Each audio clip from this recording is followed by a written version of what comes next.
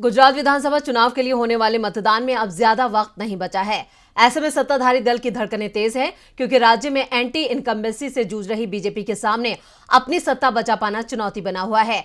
ऐसे में पार्टी अपनी जड़ों को मजबूत करने में लगी है और इसके लिए अब वो महाराष्ट्र सरकार का भी सहारा ले रही है। आखिर कैसे, देखते हैं ये रिपोर्ट।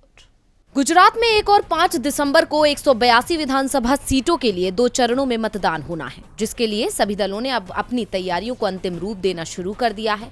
जहां सभी दल चुनाव प्रचार में व्यस्त हैं, तो वहीं बीजेपी 7वीं बार भी अपनी जीत को बरकरार रखने के लिए मतदाताओं की संख्या बढ़ाने में लगी हुई है और अब इसके लिए महाराष्ट्र सरकार का भी सहारा लिया गया है। दरअसल महाराष्ट्र सरकार ने सीमावर्ती जिलों में काम करने वाले निजी और सरकारी कर्मचारियों को मतदान के मद्देनजर एक बड़ी राहत दी है। चुनाव को लेकर महाराष्ट्र सरकार ने एक जीआर जारी किया है। जीआर के अनुसार महाराष्ट्र के सीमावर्ती जिलों जैसे पालघर, नासिक, नंदुरबार और धुले में काम कर रहे गुजरात विधानसभा के सभी मतदाताओं के लिए एक दिन का भुगतान अवकाश की अनुमति दी है।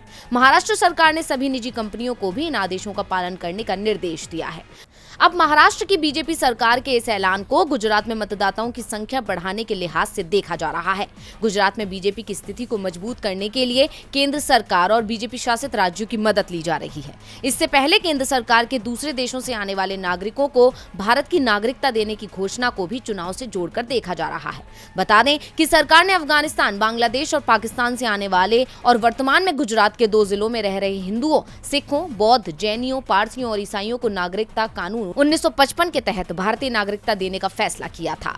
अब केंद्र सरकार के बाद महाराष्ट्र सरकार के इन फैसलों से गुजरात में वोटर्स की संख्या बढ़ेगी, जिससे बीजेपी को फायदा होने की उम्मीद है। गुजरात में अपना जनाधार और अपनी हार को जीत में बदलने के लिए बीजेपी बड़े बड़े दांव तो चल रही है, लेकिन इससे उसे फायदा कितना होगा, ये तो चुनाव के नतीजे ही बता पाएंगे। डीवी लाइव की रिपोर्ट।